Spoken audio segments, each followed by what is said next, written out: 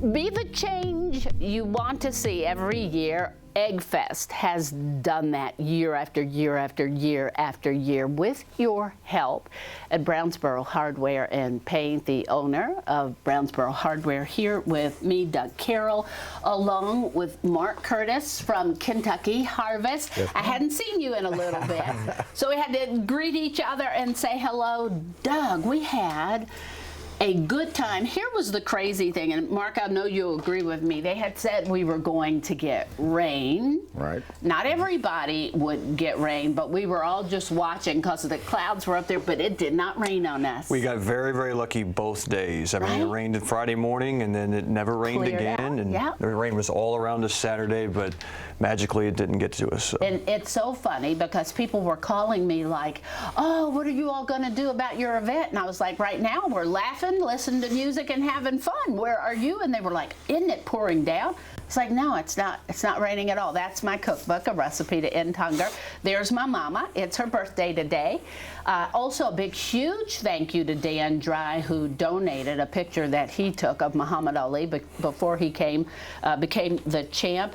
And Mark Curtis, Kentucky Harvest. You all had a wonderful Yeti cooler you were raffling off. Yeti cooler and cup with it, and did a wonderful job with it. Yeah. And gave it away at the end, and we did the same. Loved it. They loved it, gave it away at the end. You're seeing some of the things that they make on the big green egg. Doug Carroll, now I got my big green egg from Brownsboro Hardware. I've been out to take classes before. I'm nowhere as good as these people who come out for the for the big green egg fest. Like I probably can do what they do, but I don't know how yet.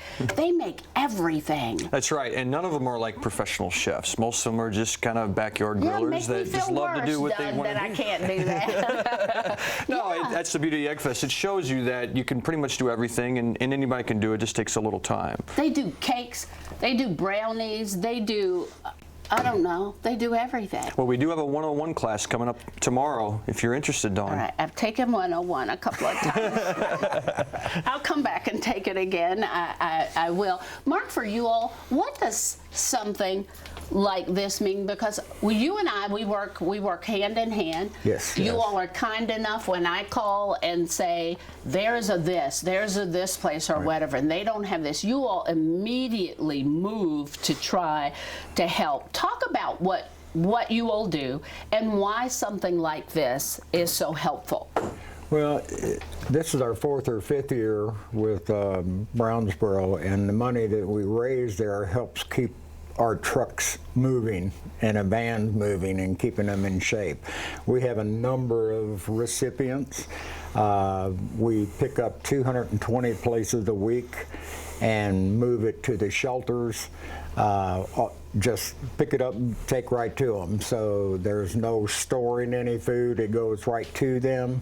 And then this means a lot to us, and we'll just keep doing what we do and hopefully moving on. Yeah, you don't charge for what you do? Zero? No, everything's free. Zero. But they have costs. Now that I can tell you because I have been making mad calls.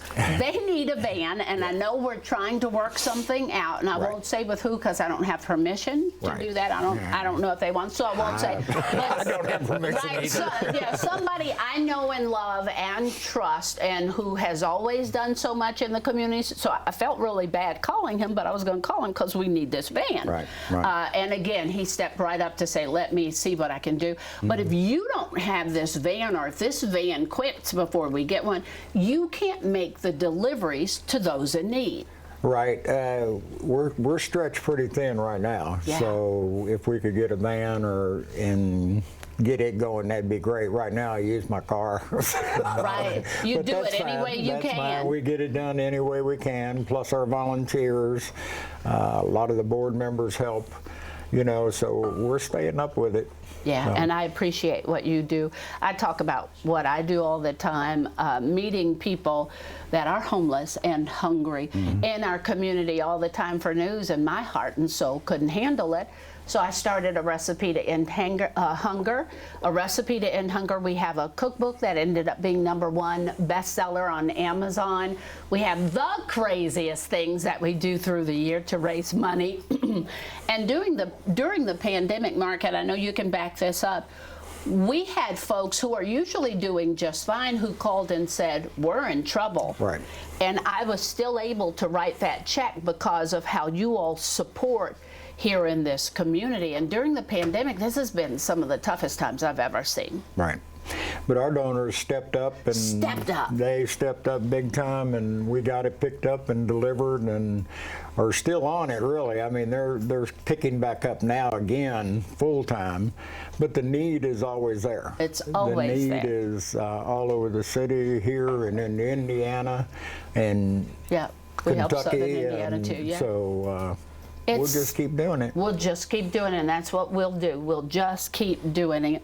Doug, I shop. I live in PRP, but I will drive to you because, #1, your people are helpful. I always get an answer. If they can't get it, they'll tell me where to find it, or they order it.